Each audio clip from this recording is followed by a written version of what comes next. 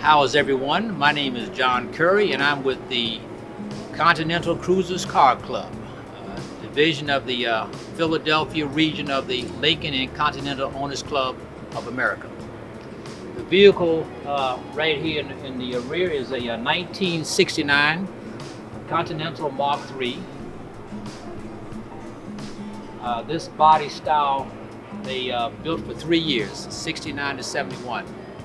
This particular vehicle is pretty much original. It's had a repaint.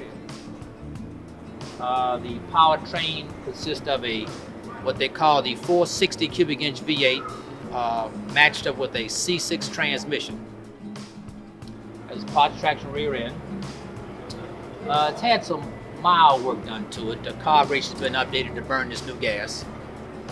Ignition system's been reworked for efficiency and fuel economy. And exhaust system's been freed up because when they built these cars, they had them choked up. So there you go with that.